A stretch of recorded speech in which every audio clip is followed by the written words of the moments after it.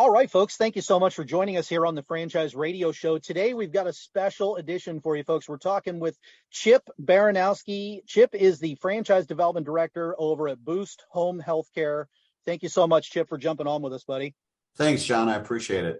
Yeah, my pleasure. Like I mentioned before, one of the things I like to start out with is, really talking about you for just a minute. It's one of my favorite cliche phrases. People do business with people. It's no different in franchising, whether you're talking to them on the phone, in person, or on Zoom. People like to get to know who they're, talking with on the other side. So could you share just a minute of, tell us who's Chip? Okay, great. Well, it's pretty simple. I'm a Midwestern boy, born and raised in the great state of Wisconsin. Go Pack. Actually spent over 25 years in the franchise industry. I have a wife of 31 years of marriage, a 26-year-old son, and we live in the desert Southwest now. We don't have to put up with those long winters anymore. We just have to deal with the 4 months of extreme heat. But, I love the industry and franchising. That's why I've been in it so long and working with people every day. And helping them find the dream, which is being a business owner out there. So that's a little simple background on myself. Good deal. Thanks. Yeah, you're not missing anything up here in the north, buddy. I'm telling you. So, well, let's talk a little bit about Boost Home Healthcare. Can you walk us through a little bit about how the company got started, the history, and bring us kind of up to where you guys are today? Sure. So Boost Home Healthcare is part of a larger group called Best Life Brands. They're based out of Troy, Michigan. Okay. We have a total of 4 franchise brands in the senior care industry. Okay. So the first one, which we're going to talk about here today, is Boost, which I'll talk about the history there. But the other ones are Comfort Care, which is our non-medical home care business. They provide help with individuals that are struggling with daily activities of life by bringing caregivers in to help them on a daily, weekly, around the clock basis. Mm-hmm. This third company is a company called Care Patrol. Okay. They're a placement service. So they're working with individuals that are dealing with a loved one that no longer can function at home anymore and needs some sort of senior living alternative to working at home. Yep.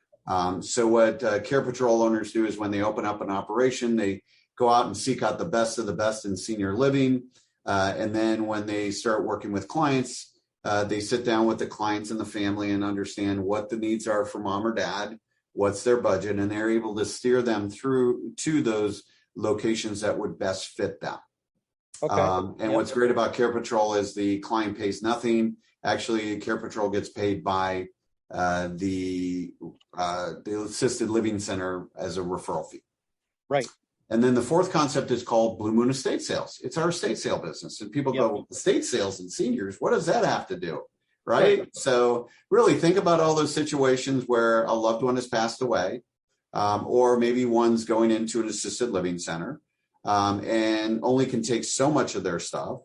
And then they have all this stuff left over. My siblings and myself went through this with my mom. Yeah, so did we. Yeah. And so we had to hire an outside estate sale company to come in, price everything out, stage everything beautifully, advertise it in the local market, work the event for us. And then when the event was over, clean up and dispose of any things that we didn't want anymore. So that takes a lot of pressure off the family, and they can focus on either grieving their loved one or helping their loved one who is now in an assisted living center. Sure. So what's great about the 4 brands, and we will be adding additional ones later on, is if an owner opens up a Boost, they actually will have, and we have a Comfort Care, Care Patrol, and Blue Moon Estates available in the area. Yeah. There's automatically referral sources built in. I know exactly what you mean. That's a great idea. Yeah. You know? So Boost started, Best Life Brands started looking into the home healthcare industry over 2 years ago.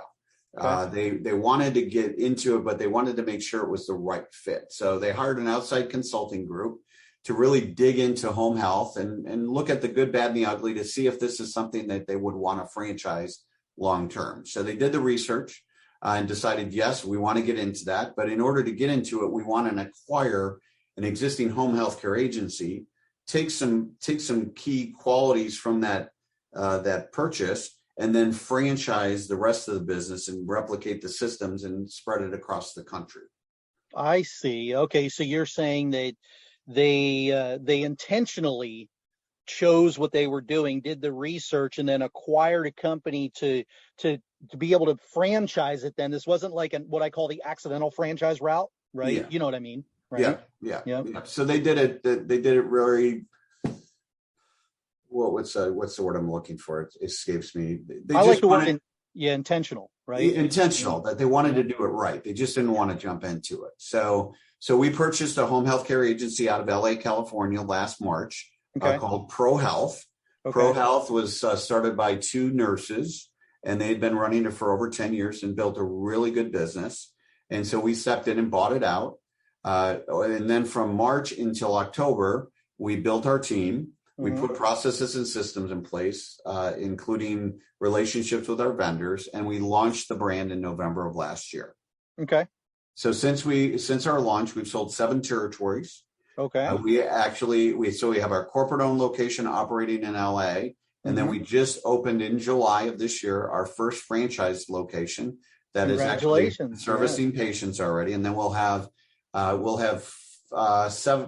other territories open before the end of the year. Okay.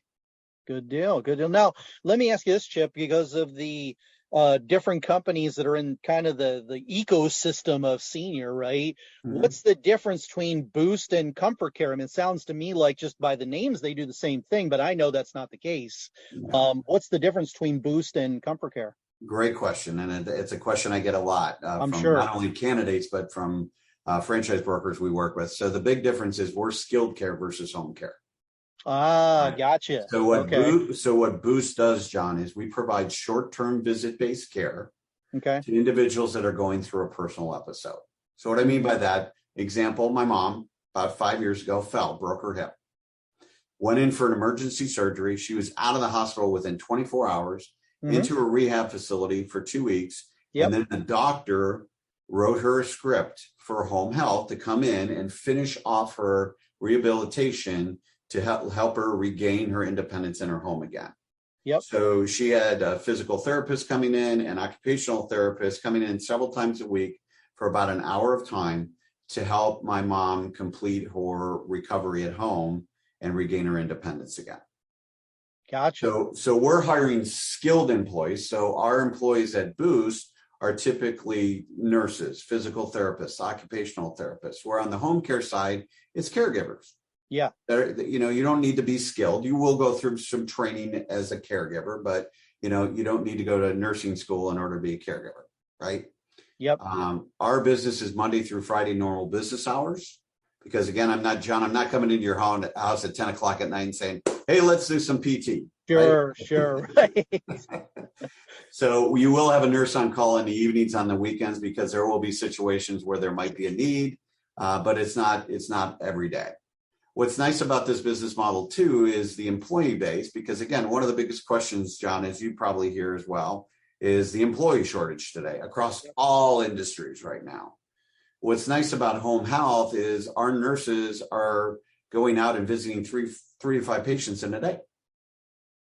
So from a staffing perspective, you're not going to need as many employees as you would if you owned a restaurant that you had open 7 days a week, 365 days a year with all these different shifts. So the business model is a little different there. And then our payer source and how our franchise owners get paid is through Medicare and private insurance. Right. Where on the home care side, it's more private pay, 7 days a week, 24 hours a day. Yep. And a long-term care insurance. Perfect. Thanks for sharing. I knew there was a significant difference, and it's funny the way you described with your mom. We personally went through the exact same scenario with my mom. She had a heart attack, bypass. She was out of the hospital in a couple of days, and then we went through the exact same scenario where the occupational therapist, the nurse, and it was 3-4 times a week. They came to our home, and it was during COVID, so we had a designated area. We had a protocol for it, but it was all. That's interesting. I didn't even really think about the difference between that, because when we had first talked, Boost Home Health Care, Comfort Care, they maybe just do the same thing, just slightly different, but that's a big difference. I really like the Monday through Friday type scenario, because I can imagine the other models, it's a little bit different. I'm sure that appeals to quite a few people. Yeah, and it's just about building a team, right? So it's having that core group of individuals in your organization that are running like a well-oiled machine. And again, even if you have a call on the weekends or on the evenings, it's not like you're going out and servicing 100 clients on a weekend. Sure. It might be one client that we have to go out because they need a medication or right. a blood draw for a test that's coming up. So it's going out there and servicing that client within that hour, and then they go home. Can we talk a little bit about like, say, ideal franchise owner? Like who do you like to talk with that makes the most sense? Is this someone from a medical background, someone from non-medical? Like, where are your folks coming from? What types of franchise owners would make the ideal person for you guys to be talking with? Yeah, great question. Medical background is helpful, but not needed. Really what we're looking for is what I call a C-level executive that is basically been in an organization and helping it grow by hiring the right people, right? Making sure you have a good staff in place, a good culture in your organization, a passion, compassion and passion for helping others. All right. And then, overseeing the whole operation and then strategizing about, hey, when is the next time to grow? When's that next person we need to add on? Is our marketing working? Is the community outreach coordinator getting out there and building the right relationships to build up that referral base? Does my operations, my director of nursing have all the things she needs, or do we need to start hiring additional people? So it's more of an individual that can oversee, but also is a visionary in the sense that they understand in their corporate world when they were building a business that when they hit a certain level or ceiling in their business, they know they need, in order to reach that next level, they need to reinvest. And that reinvestment is more people, which means more money. And they understand that they might take a little step back in profitability. Yep. But when they make that step backwards, they'll make 2 steps forwards and grow their business to that $5 million or $10 million in revenue and increase their profitability as well. I want to ask you, Chip, about the day in the life of an owner, because we just described kind of who's the ideal owner. And I'm sure you can talk to just about anybody who wants to open a business, but what's a day in the life of an average owner? Like what would they expect to do on a daily basis? Yeah. So in the beginning, it's getting everything set up, because in the world of home health, in most states, there's a special license required, getting the right team members in place. And then starting to build those, going through Medicare accreditation and certification. And then once that's done is you're also going out there and building relationships with the third-party referral sources. So the owner in the very beginning has their hands in a lot of different buckets.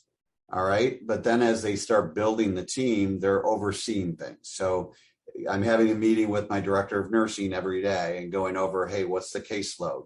What new patients have we brought in? Who are we getting ready to exit our care? Because again, a typical episode, 60 to 90 days. Right. Have we been following up with the physician and giving them updates on the patients? And then on the community outreach, if they're not doing it themselves, they're having those meetings with those individuals on seeing, how are their meetings going? What kind of new contacts have they made? Are there other areas we want to branch into?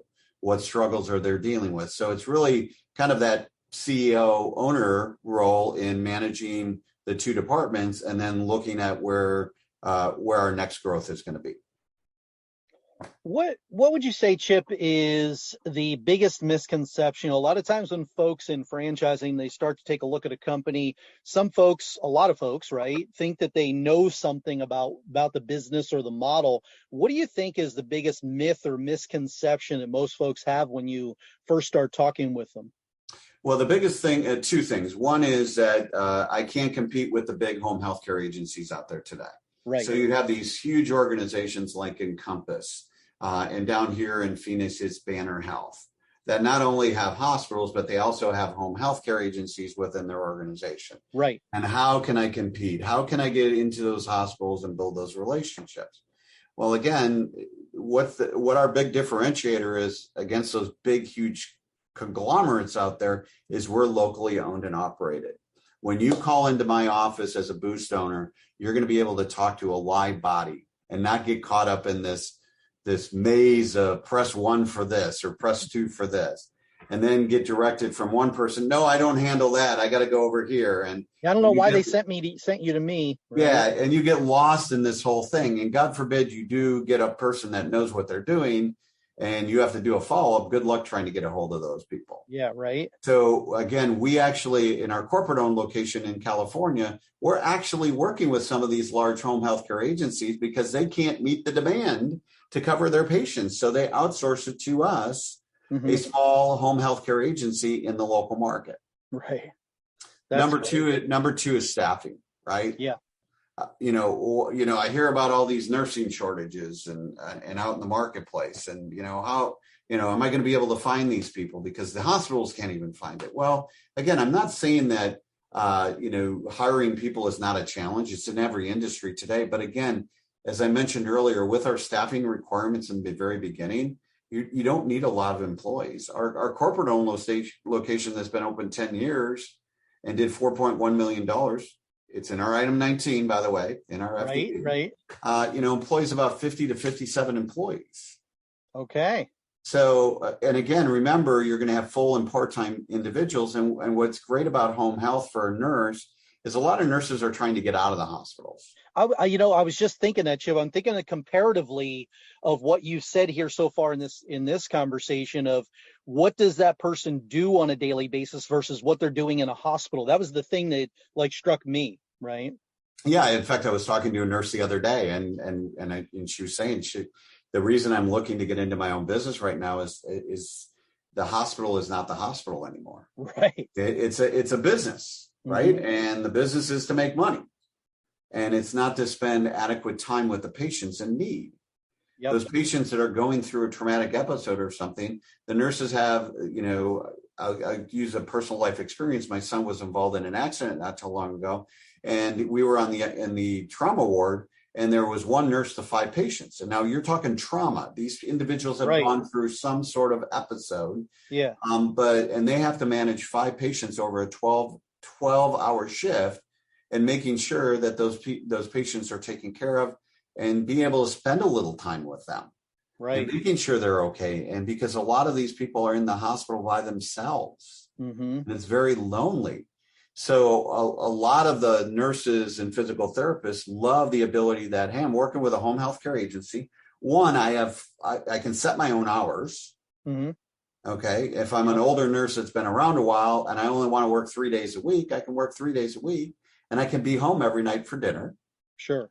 All right. And then I get to spend the quality time with my patients that I'm working with and getting to know them a little bit. Yes, I have a job to do, but I can spend that extra time with them while I'm working with them on their physical therapy or wound care or whatever it might be, to console them and really understand what they're going through and show them that, there's somebody here to help them.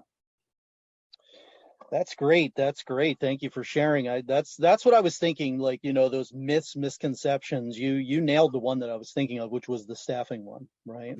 Yeah. It just makes so much sense. I want to shift gears a little bit, Chip, and talk just a little bit about the numbers. Can you share with our folks a little bit about the investment to start up the business? Give us just a rundown. Now, I do want everybody on here to make sure that they reach out to you and talk about everything one-on-one and learn. Yes. What are they getting for the money and all of that, as far as a value proposition goes, but which we're going to talk a little bit about in a minute. Can you share the investment information with us? Sure. So our initial franchise fee is $55,000 for a territory. It's a protected territory. It comprises of a minimum of 200,000 people in that territory, nice 25 to 35,000 seniors. We also look at household income and the quantity and quality of referral sources, because that's where the majority of your clients are going to come from.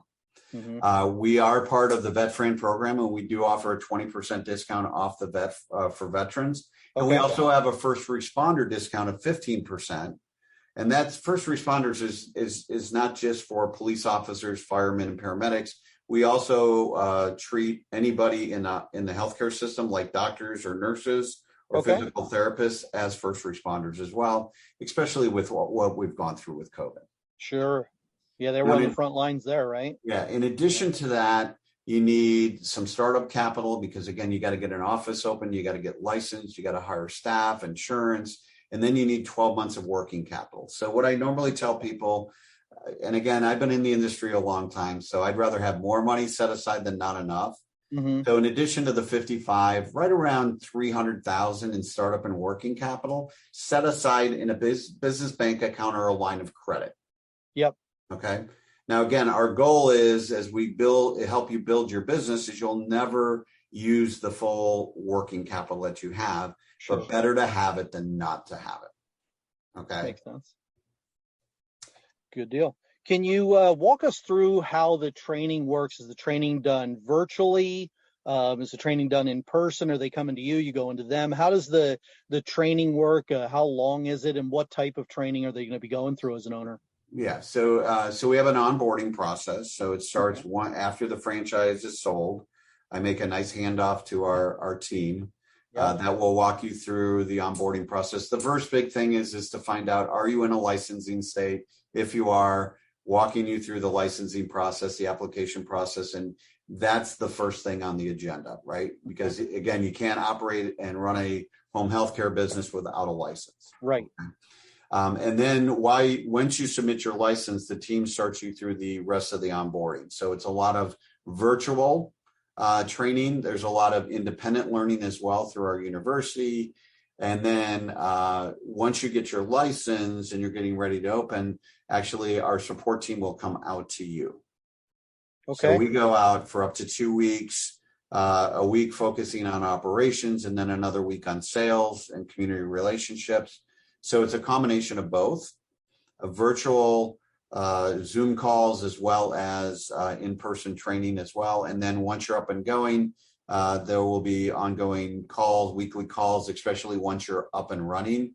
That those first couple months as a brand new business owner are always a little scary when the doors finally open. We've gone through training. We've got all these things in place, and now we get our first phone call in, and how does that work? And being there and having those conversations and recapping the week and looking for gaps that might have happened. Okay. Well, that was actually going to be my next question, was how does the support work, right? If I'm building the team and growing the business, if I've got that question where, I can't remember the answer, I don't know the answer, it's a unique situation, I've got folks I can reach out to with experience, right? Yeah. Our brand president is very involved in not only running our corporate owned location, but she's working with franchise owners, as well as our compliance officer, who has over 40 years in home health. And staffing needs there. And then we'll be probably before the end of the year adding at least 1 or 2 additional staff members to help out as we're growing. Good, man. I love to hear about growth in franchising. It's kind of in my blood. So, hey, before we get to the closing section here, Chip, I want to make sure we give the folks information on what's the best way for them to reach out to you if they want to raise their hand and say, I'm interested in learning more. Do you want them to visit the website, send you a text? What do you prefer as far as again, I might be old, but I like technology. So, whether it's going to our website, boosthomehealthcare.com, which has some, it's our consumer site as well as our franchise development site. You can fill out a form there, and either myself or Julie will reach out to you. You can call my office here at 248-781-8855. I'm always accessible. You can text me at that number as well. Or you can email me at Chip, my last name, BARANOWSKI at boosthhc.com. And we'd love to get some information out to you and start going through what we call our mutual discovery process. It's not some high pressure sales pitch, but it's really getting to know each other, what our goals and needs are, making sure you understand what the business model is and what it takes to be a successful owner, and getting you all that information, as well as down the road, getting our team to meet you as well, to make sure this is going to be a long-standing relationship. Good deal. And Chip, we'll make sure to include all of that contact information on the page right underneath this interview as well for you guys on all the channels. Make sure they've got the website, your phone number, your email address, so they can just, whatever's most convenient for them, they can reach right out to you. So, Chip, I want to give you the last word here at the end and see, is there anything that you want to talk about? Can you give us just that 30-second to a minute, pitch on why someone should consider the industry and consider your company? Well, again, what I tell people is the home healthcare industry is not going away. The baby boomer generation, which I'm a part of, is going to continue to age rapidly, and it's going to need care. And more things are being pushed out of the home. And more importantly, guys, you don't need experience in home health. Okay. We need people that are, one, willing to learn, willing to follow a process, but more importantly, can build and lead an organization. And those are the important parts, because I get a lot of people saying, well, I don't have a healthcare background, I can't do this. Well, I didn't have a franchise background until I got into franchising 25 years ago. And since then, I've worked for 9 other brands. And John, you know this as well, because you've been around the industry as well. It's all the same. You're just trying to learn the nuances of the industry and what it's all about. And as long as you're open to learning new things and you really want to build a substantial business that involves you full time, that down the road can give you that dream of, hey, I got a team in place, and if I want to take a week and go to the Cancun with my family, I can do it because I built a successful business and I don't have to report to my boss. That's great. Well, everybody, we were just joined here on the Franchise Radio Show by Chip Baranowski, the Franchise Development Director over at Boost Home Healthcare. Chip, thank you so much for joining us, buddy. Thanks, John. I appreciate the opportunity. And like I said, if anybody has any questions, even if it just you want to discover a little bit more, just feel free to reach out. We'd be happy to educate you a little bit more. Sounds good, buddy. Thank you. Thanks, John.